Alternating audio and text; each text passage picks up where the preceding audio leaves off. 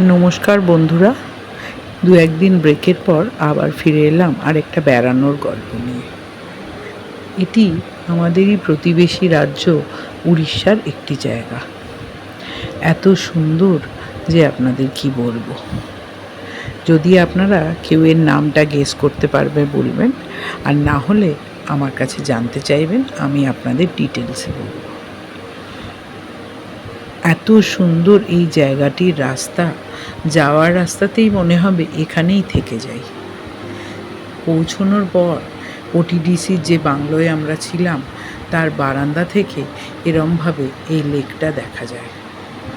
সকালবেলার সূর্যোদয় থেকে রাত্রের সূর্যাস্ত, প্রতিটি মুহূর্ত আপনাকে টানবে এর কাছে।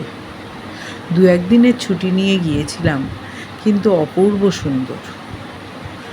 গরম যে ছিল না বলবো না, কিন্তু এত সুন্দর চারদিক খোলামেলা যে আপনার বেশ ভালোই লাগবে।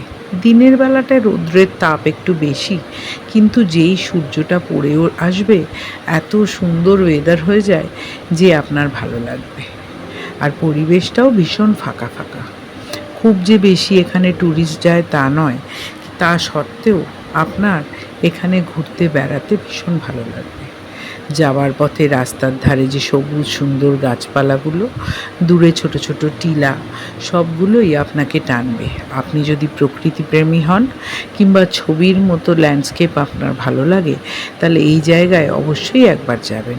অনেকেই হয়তো গেছেন, নামটা বললেই আপনারা বুঝতে পারবেন। তবুও এইটুকুনি একটা প্রশ্ন আপনাদের জন্য ছুড়ে দিলাম যে আপনারা গেস করুন জায়গাটি কোথায়।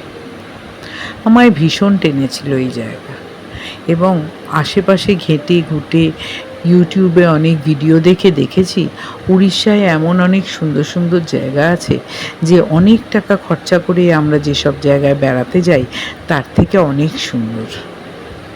একবার পারলে যারা যাননি ঘুরে আসবেন। এদের এখানে বোট রাইডও একটা হয়। বিরাট বড় লেকের মধ্যে দিয়ে একটা মন্দিরে নিয়ে যায়, আবার সেখান থেকে এনে আপনার ওটিডিসির বাংলোর সামনেই ছেড়ে দেবে। প্রচুর ট্যুরিস্ট আছে।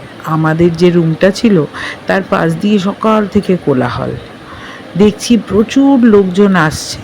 ওখান থেকে গিয়ে লঞ্চে উঠে সেই মন্দিরের দিকে যাচ্ছে, আবার ফিরে এসে তারা হয়তো ওটিডিসির বাংলো কিংবা তার বাইরে যে সকল খাবার জায়গা আছে খেয়ে দিয়ে যে যার বাড়ির দিকে রওনা দিচ্ছে।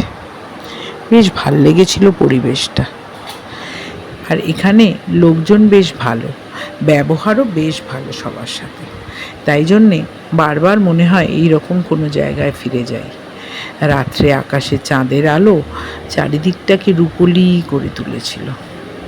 ভাবতেই পারিনি বারান্দায় দাঁড়িয়ে জলের ওপর চাঁদের আলো যখন দেখব গাটা শিহরিত হয়ে উঠবে।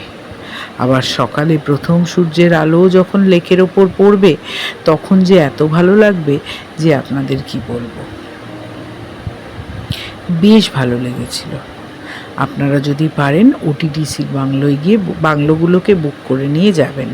তবে অনলাইনে এখন বুকিংয়ে অনেক ঝামেলা, শুনছি প্রচুর স্ক্যাম হচ্ছে। আর গভর্নমেন্টের যে ওটিডিসির অফিসটা ছিল এখানে, সেটি নাকি এখন উঠে গেছে। সুতরাং কিভাবে আপনারা বুকিং করবেন একটু ভেবেচিন্তে দেখে নেবেন। কোনো বুকিং এজেন্ট থাকলে তাদের দিয়ে করাবেন। সুতরাং আপনারা যদি চান যেতে, তাহলে একটু ভেবেচিন্তে বুকিংটা করবেন। ঘর আমরা যখন গেছিলাম বেশ অনেকগুলোই অ্যাভেলেবেল ছিল, আবার একদম ফাঁকা ছিল তাও বলবো না, মোটামুটি ভিড়। যদি কয়েকদিন নিরিবিলিতে সময় কাটাতে চান এরকম জায়গা অবশ্যই বেছে নেবেন। আমার সাথে আপনারাও একবার মনে মনে নিশ্চয়ই বলছেন এত সুন্দর জায়গায় একবার না গেলেই নয়। তাই বলবো ঘুরে আসুন, আর পটাপট গেস করে আমায় লিখে জানান কোন জায়গা এটা। ভালো লাগলে আমার চ্যানেলটা অবশ্যই সাবস্ক্রাইব করবেন। আর কথা দিচ্ছি এরপর থেকে রেগুলার এরম ছোট ছোট ভিডিও আবার দেব। দু একদিন একটু ব্রেক হয়েছিল, আসলে কি জানেন তো, নিজের মনের ভেতর অনেক রকম দ্বন্দ্ব খেলাধুলো চলে মাঝে মাঝে। তাই মনে হয় সব কিছু ছেড়ে নিজের মধ্যে বাঁচি। আবার যেই মনে হয় না চলো এটাও তো তোমার একটা ভালোবাসার জায়গা, সেই ভালোবাসা সবার মধ্যে একটু বিলিয়ে দিই। ভালো লাগলে একটু লাইক করবেন। ধন্যবাদ।